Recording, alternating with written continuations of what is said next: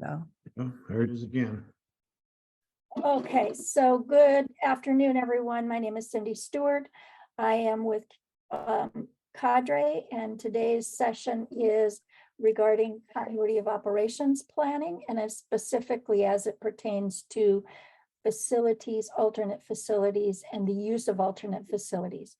I just wanted to reiterate that for you. As it pertains to housekeeping, if you do speak, and I certainly hope that you will join in as we go through the process today.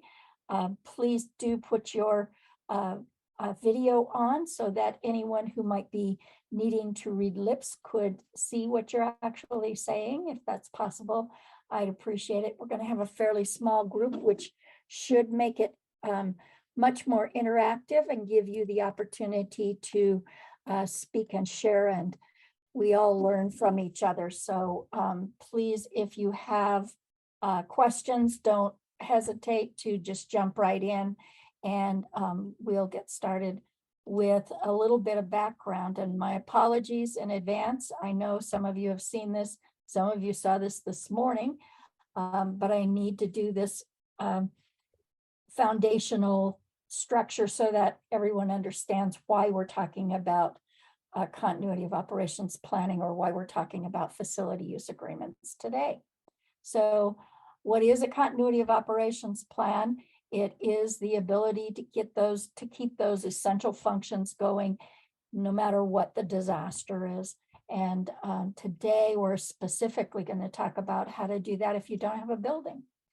The time frame for a continuity of operations plan is hopefully you will get your essential functions back up and running within 12 hours of bang, whatever bang is, and you'll be able to sustain that for at least 30 days or until the disaster is over. The continuity of operations plan is not your emergency operations plan. It is not a recovery plan. It is not a response plan per se. It doesn't even matter what the disaster is. Continuity of operations is focusing directly on what things my organization needs to do no matter what, and how will I get them done? And how will I get them done for a period of time that will give management an opportunity to take a breath and figure out how to come up with another building, how to come up with extra staff, how to come up with communications, how to get our backup systems up and running, those kind of things. So it's a kind of a stopgap plan that gets you from bang to whatever the ultimate longer term plan is.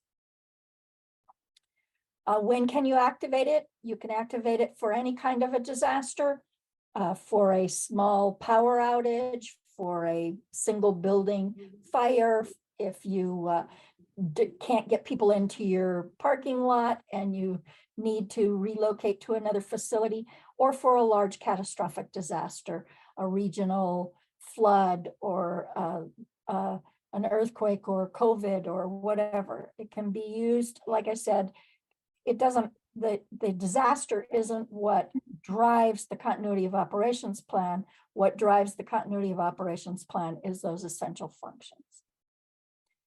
So the table looks like this. The essential functions are the foundation, or the glue that holds all of the other pieces together. The other pieces are who's going to do the essential functions, what resources do we need to do those essential functions, what if we can't do them at all, how do we restore ourselves back to day-to-day functions, everyday functions, and then how do we test, train, and exercise the plan.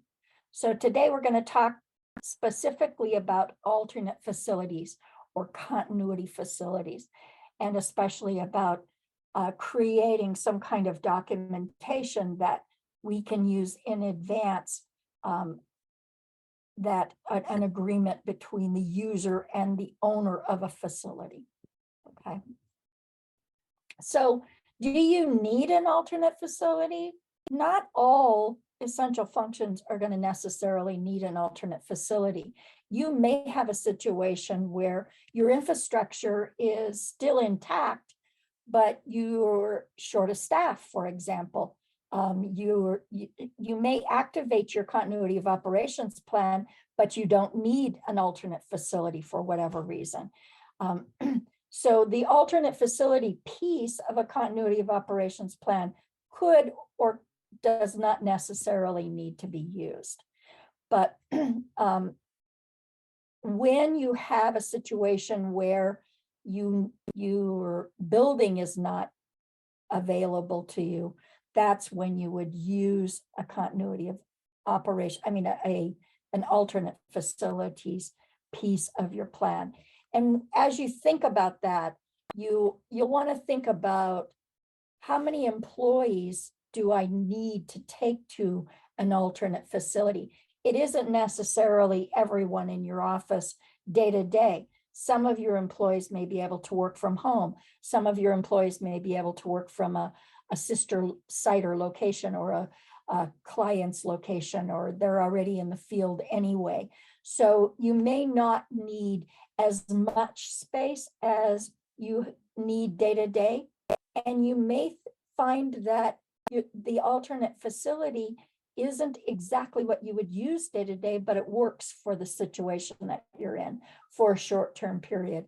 We found that some agencies have used a warehouse where they've brought in some folding tables and chairs, and they've got power, and they bring in a modem and set up computers around a table, and that's what they use is a warehouse for a period of time. Also, conversely, if you have a facility that you think, gosh, my site couldn't be an alternate facility for a sister agency, think about the possibility that, maybe you've got an extra piece of your building, or maybe you've got a couple of conference rooms, or, where something might be able to happen from another agency. We talked this morning about Bill Wilson House, for example. One of their missions is to do counseling. Well, if they couldn't do that in the facility that they're in, is there an alternate facility where they might be able to set up a quiet room, someone's office, a small space where they could do an alternate facility and use that as an alternate facility? And maybe they have to have a couple of different alternate facilities like that. Our agency cadre is small enough that and remote enough that if we had to, in a disaster, we could position ourselves around my kitchen table, because there are only a few of us. We all have our own laptops. We could come together and we could use, something like my dining room as an alternate facility. Those kind of things are thinking a little bit out of the box. The other thing that you might want to, or that you will need to consider is, do you need to see clients? Do your essential functions require that you physically meet with someone, or can you meet with them remotely, or can you go to their location, that sort of thing.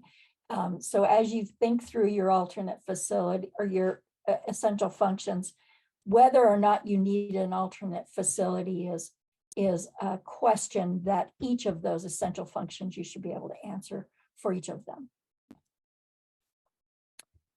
So what is an alternate facility? It's a place where you get your essential functions accomplished that isn't your regular building. A place where maybe you'll meet with customers or clients to do your essential functions. A place where maybe your management or your departments will meet face to face if need be. They may not be conducting day-to-day business. They may be meeting to talk about what's the longer term plan, but you might need a meeting place or a place like that. You probably will need, I know from just from watching the news with the Maui fires, there's been a lot of communication breakdown. There was not the ability for them to use Zoom or to use some kind of offline online communications like we're using right now. So you might find that meeting in person is going to be necessary, and having a space to do that is going to be an important part. You might have products that you're producing that maybe your warehouse is the facility that isn't available anymore, and you may need to move your products to another safer location where they can be stored. And again, you may need to contact the public, or the public may need to come in and deal with, you may need to do essential functions with members of the public as well. So you may need to have that ability to have a parking lot that people can come to, a place with handicap parking spaces, a ramp to get into that building. Those kind of things need to be taken into consideration. So what size do you need, and what amenities do you need for that space? How many workstations do you need? Do people even use printers anymore, or is everything online? I don't know. Can you get an internet connection at the facility, at the alternate facility where you are? Do you need some warehouse space? Do you need a kitchen? Do you need the ability to produce food, or a small quiet space where you can do counseling? Are you going to have children in that alternate facility? If so, you may need to put that stuff into your agreement, or pets, even if they're service animals, you may need to write those kind of things into your alternate facility use agreement. And again, that whole ADA compliant bathrooms and ramps and ADA parking spaces and all of those kind of things, are requirements that you might need for an alternate facility. All the things that you need for your everyday facilities, you're going to probably need to at least consider them for your alternate facilities. We did a few years ago, we looked at buildings to do sheltering in, to create a shelter in. And one of the things that one of the state's ADA specialists told us is, if you're in the middle of a disaster, you may not have to make sure that the mirror in the bathroom is set low enough so that someone in a wheelchair can see themselves in the mirror. But they certainly have to be able to get into that bathroom and turn around, so those kind of considerations, wherever that line gets drawn. Remember, you're in a disaster, but at the same time, you need to accommodate as many people as possible.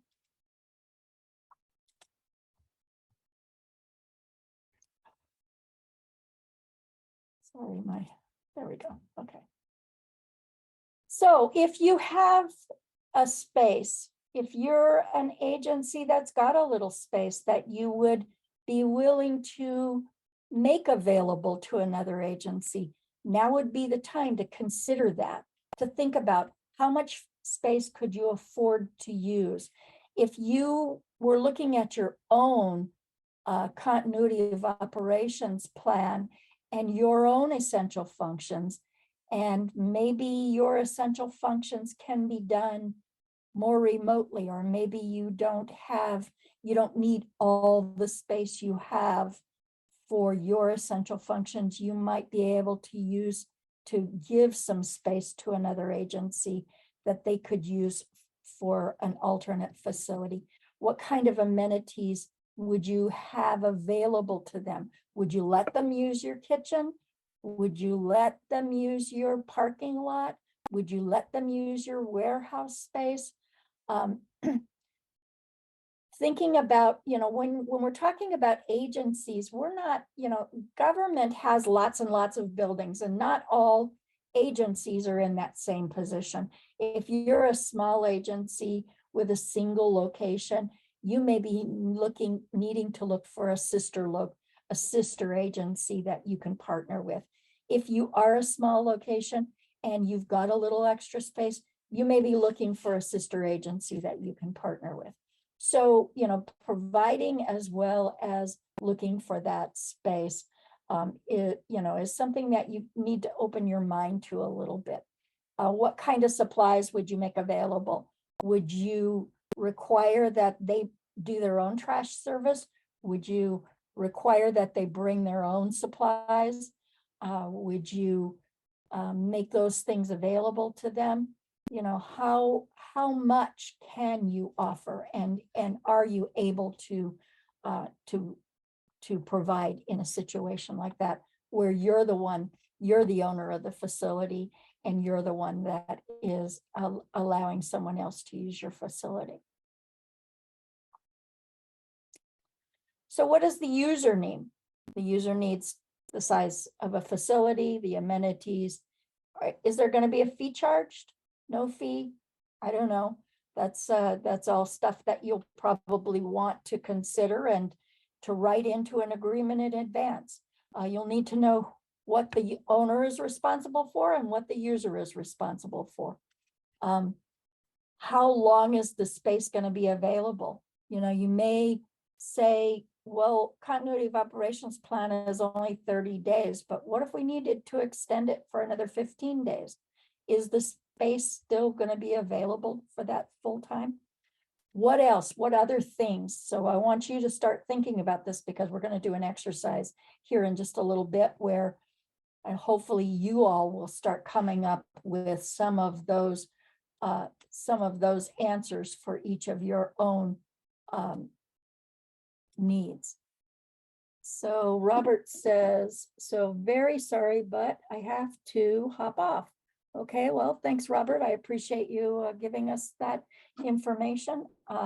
We will be recording, we are recording this session, and we will be posting it on our website. So any of you who might want to share it with someone else, or if you do have to step off for a little bit or whatever, please know that, you know, as always, we have all of our information available on our website. So thank you. So what does the owner need to know? And I think this is one that gets overlooked quite often. You know, if you're the owner of the space, how much space is that user going to need? Are they going to only use that one room that you're offering to them? Or are they later on going to need to expand to more space? How many users are they going to put into that space? Are they going to try and put 10 people with laptops in my dining room that only has a table that has 6 chairs? Or are they, you know, how much space are they going to need? What type of business are they going to be doing in that space? Are they going to have the public coming in? Are they going to be doing Zoom conference calls? Are they going to be using up my bandwidth? Are they going to bring their own VPN, their own printers, all of their own equipment? If they do bring their own printer, do they need a table or a stand or something to put it on? Are they going to expect me to provide paper for them, or to provide filing systems or trays for those files to go into? Are they going to expect me to provide them with extra chairs and extra tables and that sort of stuff? How long are they going to occupy the space? Maybe 30 days, maybe more, I don't know. What if we get into this thing and we're only in about 15 days and now I need that space myself and I'm the owner of the space? Is there going to be a cancellation policy? What kind of cancellation policy are we going to put in place? Are we going to agree to that in advance? Hopefully that's the case.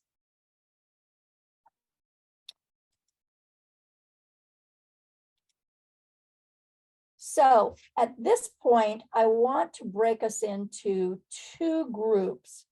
Those who decide, you decide whether you want to be in the owner's room or in the user's room. We're going to break into 2 breakout rooms. And then I want you to kind of ask your group those kind of questions. If you're in the owner's room, what do we need written into an agreement? Not necessarily every single thing that you come up with needs to be written into an agreement, but maybe you'll want to discuss, you know, whether or not we need to write in that we're going to give them access after hours, or whether or not we're going to give a key to someone, or whether or not we're going to give them the password to the alarm system. those kind of things as the owner. And then as the user, those questions of what do I need from an alternate facility? How much space do I need? How much, will I be able to bring my own VPN in? Will I be able to bring my own printer in? All of those kind of questions that you might need to write into an agreement as well. So we're going to break into 2 groups and talk about those things. And then I want you to appoint a spokesperson for your group, someone who can take notes, write down all those things that you all think of that you might want to put into a facilities agreement. And then we'll come back together and we'll do a little report out on those things. And hopefully we'll have a little bit of a structure, a backbone at the very least of what we can put into an alternate facilities agreement or an MOU. So work together as a group to determine what you might need, and then we'll come back in about 15 minutes. So that was there. I hope you learned a few things from each other, and I hope you are ready now to talk a little bit more about what you need as a user or what you need as an owner. And I'm going to open this whiteboard. I think each group has a spokesperson. Can you all see that? Oops.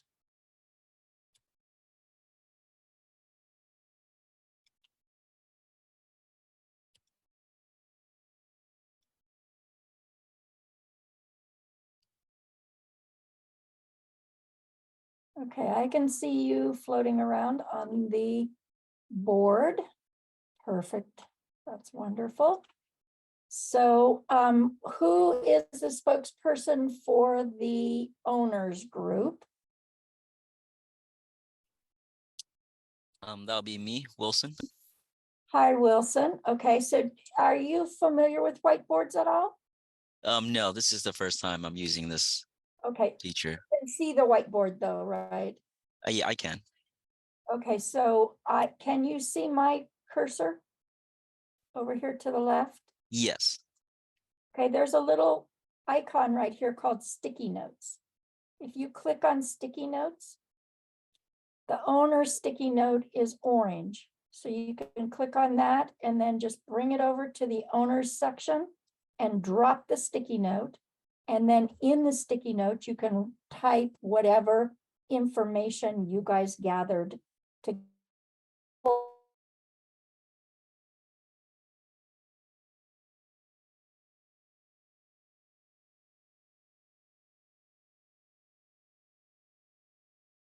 I'm sorry, your audio cut off.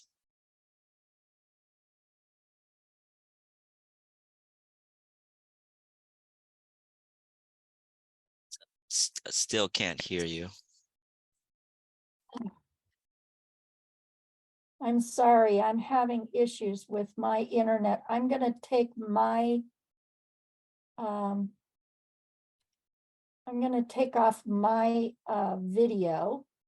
I'm going to stop my video so that maybe it gives us a little more bandwidth so you can hear me. Can you hear me now? Yeah, I can hear you. Okay. So go ahead. What kind of things did the 2 of you figure out were needed in the use as the owner of a facility?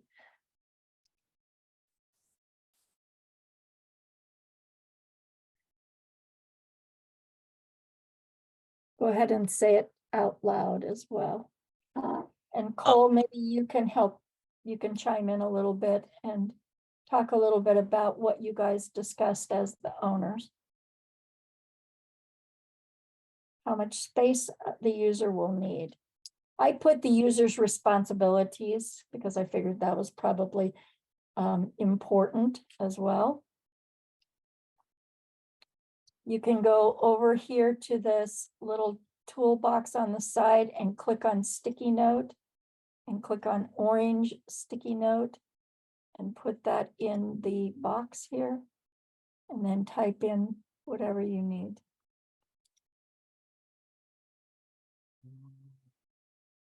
So how many parking spaces? We talked a little bit about parking space. 25% of my building. Does that mean you also need 25% of my parking lot? And are you providing security, or is someone else providing security? What's happening as far as security? Do you need security? Maybe my building, I don't have security in. So maybe I don't need security, but maybe your agency is going to need security. Are you bringing children in?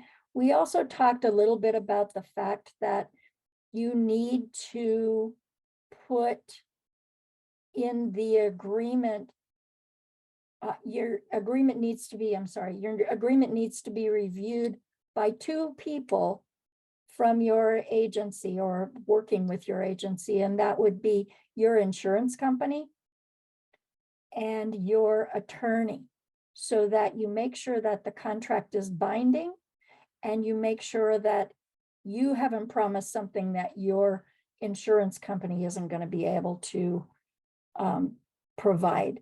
Do you need privacy? Do you need conference room that has the ability to do counseling? Do you have pets coming in?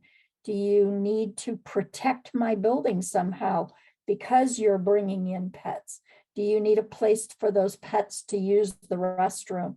Do you, what kind of supplies do you need? What kind of agency, what are you bringing in? What kind of, do you need a kitchen? Do you need restroom supplies? Who's bringing the toilet paper? Is it me as the owner that's providing toilet paper? Or are you the user providing the toilet paper, those kind of supplies? Do you need a refrigerator? Do you need,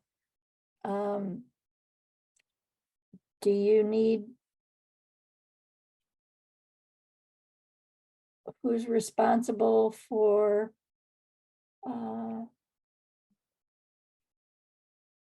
do you have a liability insurance? Do you have special access and functional needs? Are you bringing people in that need, that have access and functional needs specifically? Is the public coming in? Who's responsible for returning the space into its original condition? Is the owner paying for that, or is the user paying for that? Is the owner providing that space, or the user providing that space? On the user side, I see communication. What communication alternatives?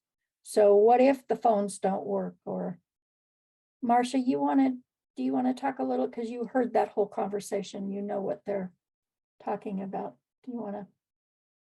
Well, or Aldo, did you write that, or Beatrice? Aldo did. I wrote that one, yeah, based on some of the things we discussed. Hold on a second. Yeah. So then what we do is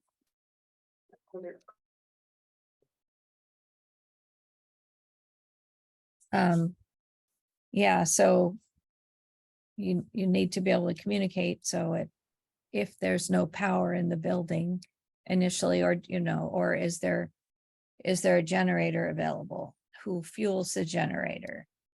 I'm typing that. But you've got to have that communication method. So phones are wonderful, but they do take power. The lower, the simplest way to communicate, aside from runners, which is incredibly slow, is to have a ham radio. They don't cost a lot. You can get a license in a day. You can set up your own channel to talk on. And if you're closer to your facility, you might even be able to get away with a FRS type radio that's much less complicated, doesn't even require a license. Or you might be communicating only through email, which depending on how long, again, how long does your device have power? And do you have another form of power? I'll stop talking now. Beatrice, are there other things on the user side that you remember talking about in your small group? No, I joined late. I had to take a call from a staff member, but I think we covered everything. Okay. How about you, Aldo? Anything more? Marcia covered a majority of what we discussed. We kind of started with talking about we kind of talked about essential functions first and spent a good amount of time talking about that, but we also talked about some of the facilities users needs. I think I'm with Santa Clara County, and we do have the benefit of having, you know, the users in this case is all our behavioral health services programs. And we do have the benefit of most of the programs, the owners being the county as well. So, you know, we work closely with our facilities teams. One thing that we discussed also was, if for whatever reason we didn't have access to our buildings, you know, alternatives being like parking lots, or, you know, just having Marcia brought up some good points of, you know, if our programs or our departments have access to, you know, like we were saying, Drew mentioned like the generators, but even other things for, you know, patient privacy, you know, like users needing you know, dividers or white noise machines or calming music to generate create privacy, makeshift privacy, or sites for clients to continue to visit if there isn't access to buildings. That's like worst case scenario. That's something that we came up with.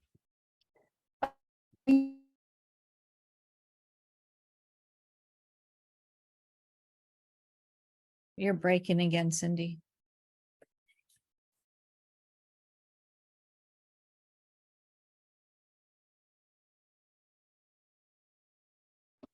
I don't know how to make this better. I can hear you now. Sorry, I'm sorry, but I don't know why my connection is so bad today, of course, of all days. You brought up the thing about medication, and as an owner, on the owner's side, I'm gonna wanna know whether or not you're keeping some kind of medication in my refrigerator that needs to be secured. Is it medication that someone might take? Is there an issue with that medication? Does it have a special temperature it needs to be kept at? That sort of thing. Or even if it doesn't go in a refrigerator, if you're bringing in some kind of medication that you're giving out to people, are you authorized to do that? Am I liable if you give that medication out to someone and they take it and something happens to them?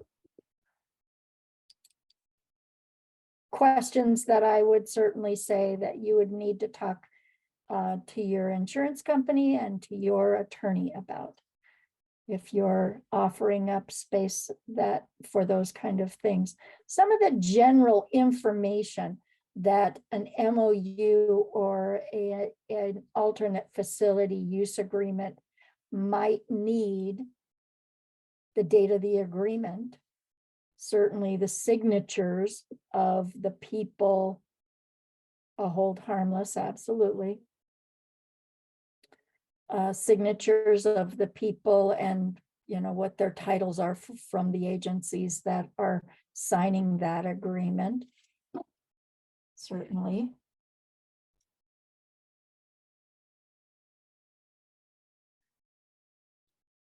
Who's responsible for the damage, if there's damage or if someone's injured? Those kind of questions need to be certainly answered in a general sort of way. And typically, the MOUs I've written, it says that the staff, the department who the staff belong to are responsible if someone's injured. And if they cause the damage, they're responsible to repair the damage. So that and then if anybody from the supporting the owner's organization gets injured or causes damage, that's on them. But making it clear so that you don't have to go back later and say, and even walking through the facility, which isn't necessarily in the agreement, but you want to make sure that there's a process tied to that MOU, that you walk through the facility, just like the Red Cross does with shelters, before you take control of it to identify any pre-existing damage. And if you find something that was pre-existing, but you didn't notice it on their initial walkthrough, that you let them know immediately and take pictures. Yeah. And taking And- pictures, maybe if you have a camera, you could take, you can have a camera so that you don't always have to rely on your phone and the pictures stay in one place. Or if you're using cameras, have some folder in the cloud where you can put them all so that you're not having to get everybody's phones and download pictures. One of the things that I think is important when whether you're the user or whether you're the owner is specific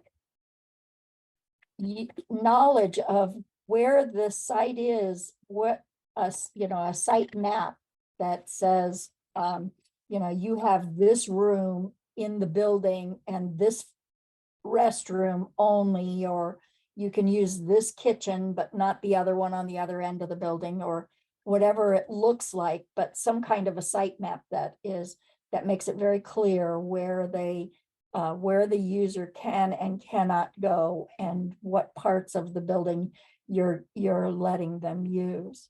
And if you've got a warehouse and nobody's there, then maybe that's not as, no one else is using that warehouse building, then, maybe that's not as critical. But if you're offering up a piece of your office, then probably you need some kind of a site map that can show them specifically, so that later on there isn't any question or confusion about what I thought we were allowed to be in that area, or I thought that you extended that to that other restroom or whatever.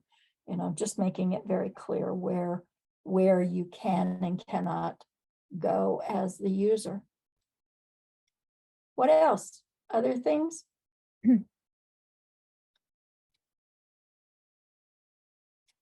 came up with some pretty good stuff. Yeah, I think with what you listed in the owner's needs, that there should be a section where it says that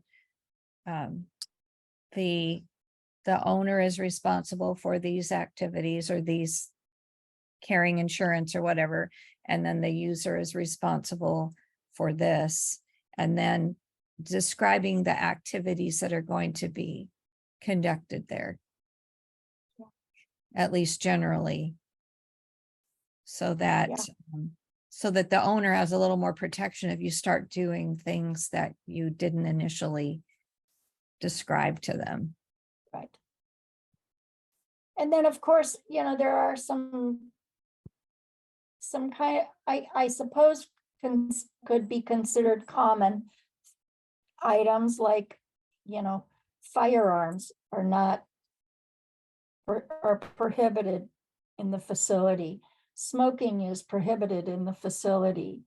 No alcohol in the facility, or if that's the case, I don't know, depending on what the agency is and what the circumstances are. Are we allowing pets in the facility? Are we allowing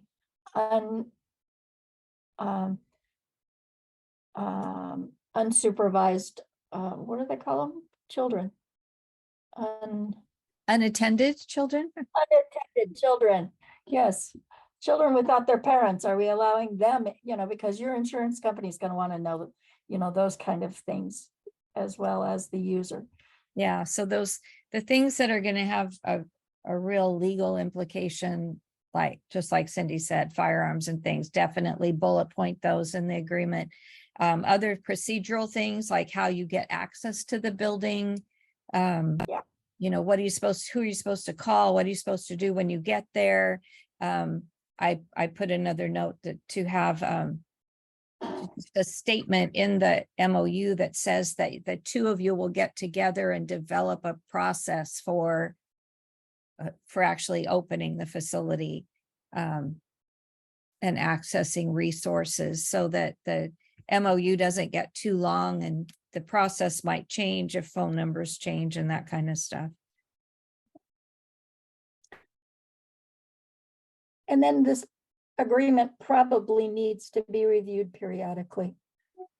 And Oh, the signers of the agreement retire, well, who is that agreement still binding? Are things changing? Do we now have the ability to let more people work from home, so we don't need as big a facility, so we can go back and ask for smaller space? Or do we have some kind of cloud storage that we no longer need access to internet, VPN, whatever, what kind of things might change? So periodically those agreements need to be refreshed and reviewed in that capacity. I just thought of another thing. We had a facility that allowed us to put a great big tall cabinet and leave it permanently in their space with our supplies in it. So I would definitely write that into the MOU that this cabinet belongs to you, and make sure it's clearly marked in the facility. So people don't decide to just break it open to see what was in it. Or use the pencils and the paper and the, Yeah, and maybe it's a cabinet, maybe it's just a storage box of some kind, whatever. And then it needs to stay in the same place so that the user knows when they go to the building that their stuff is in that closet, or that their cabinet is in that room, and it hasn't been moved down the hall or to another building. Yeah. yeah, and you may want to get periodic access, like to do a run through of what it would look like. So you could just a single line that says that the owner authorizes you to come into the building to practice with 2 weeks prior knowledge or whatever, just so everything's on a piece of paper that you can point to, especially if the leadership changes. For sure. A couple of things that we mentioned was that situation where the leader did all the signing of the docs, but his second or third in command, because the leader can't get there due to obstructions in his travel path, need to be considered. And then privacy was another one, where that other agency might be a counseling group and needs privacy within that space that you're allocating for them. You got to consider that. And then talking directly with the other agency's insurance company, not taking the agency's leader assumption of XYZ is the way we're going to be covered for liability. Talking to their source is really important. I've seen that as a problem in other situations up in Paradise.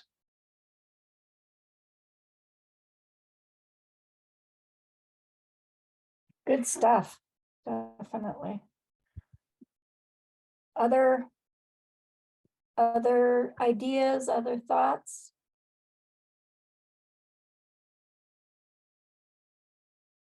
Okay. I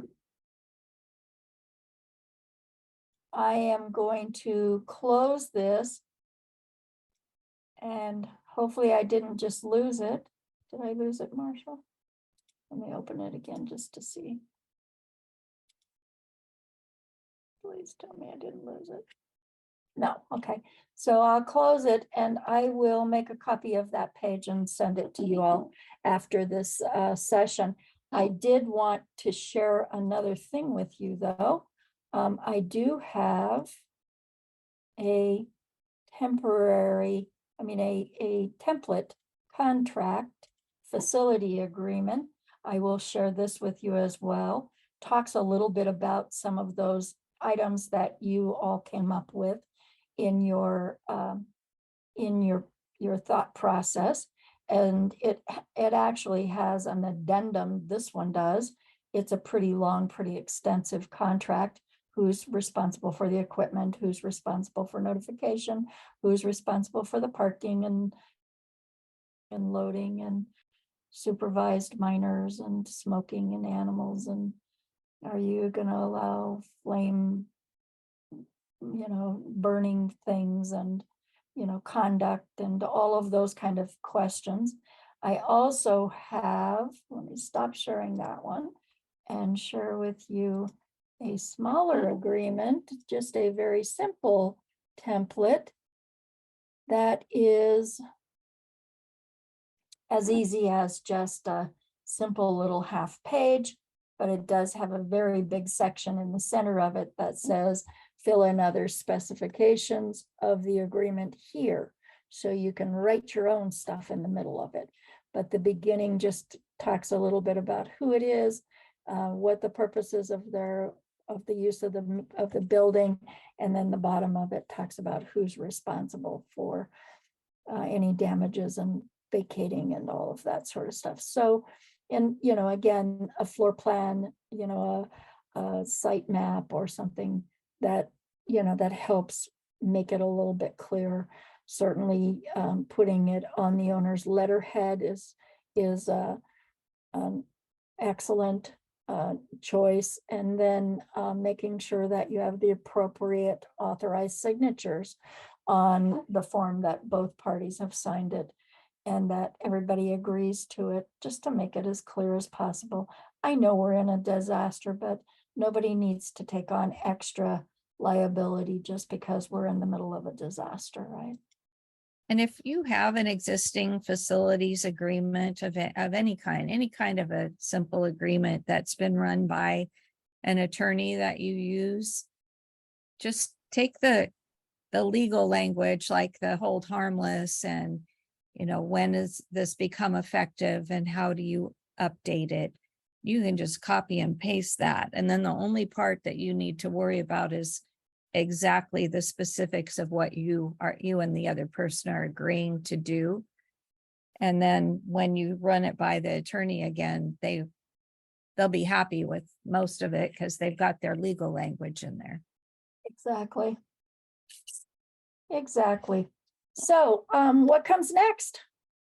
Finding a sister agency or someone that has the same missions or the same size of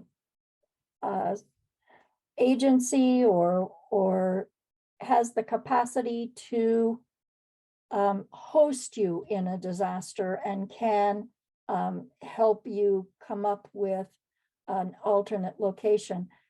And then, writing up that agreement and making it as affordable as possible. And again, keep in mind, we are talking about a disaster. So, getting into the nitty gritty, tiny little pieces of the agreement that, making sure that everything that you put into the agreement is stuff that you actually need in the agreement, and it isn't a 400-page legal document that that says on the don't be too specific. Recognize that during a disaster there is some flexibility that's going to be required, and make sure that your attorney takes a look at it, make sure that your insurance company also takes a look at it, and then start preparing those supplies and that equipment. An agency that I worked with decided that because of COVID, decided that instead of getting rid of their laptops as they cycled through and gave new equipment to members of their organization, instead of getting rid of that old equipment, they decided to put it in a special location that they could then use it in a continuity of operations planning situation at an alternate facility. And at least they've got a couple of, older backup laptops that they could take to that facility and use them if they needed to. Whatever forms, certainly, whatever paper supplies you might need, whatever, trying to make as little impact on the owner agency as you can by being as prepared as possible as the user agency. So keeping those in mind is also. Cindy, this is Cole. I got a thought Yes, sir. that, we talked about you want as detailed to write up in your agreements with each agency as you can, and the certainty of a disaster is changed. So as things occur, it's just good to have an addendum to that agreement where both of the parties initial it saying, we recognize this change and we're documenting it. Yes, So there's no confusion, no, oh, you said this, I said that kind of stuff going on. It's simple, clear. As we say in the CERT world, if it's not written down, it doesn't exist.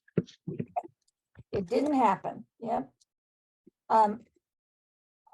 The devil's in the details, and this kind of stuff is not glamorous, and doesn't feel important on a blue sky day like today. But when you get to the disaster, in the middle of the disaster, having as many of these things planned out in advance as possible is just going to make your life so much easier. Whoops, sorry. So, anybody have questions, any further discussion, or anything more to say about this topic?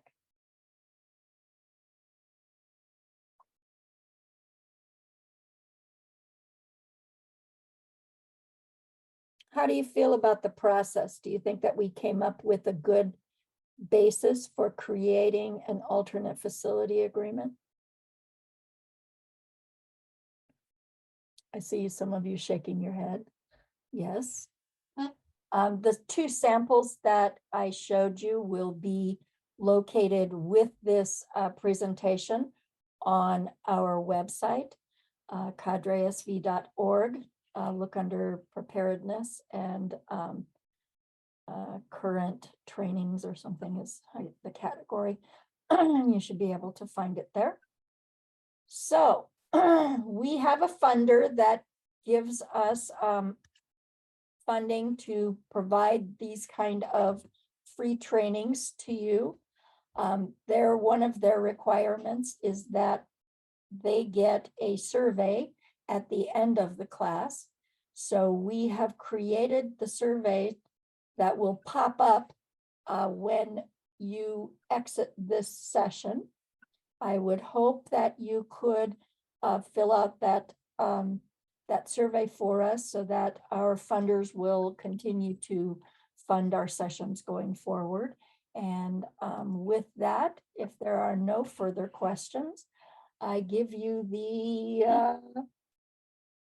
what, 34 minutes of your life back, which is a great gift. You're welcome. Let me just say, if you'd like to be a part of the Cadre Network, the QR code there on the screen, you can take a picture of that. It will take you to the membership form. It's free to be a member. Being a member has some advantages, and so far it has no expense. So get in while the getting's good. And I thank you all for participating today.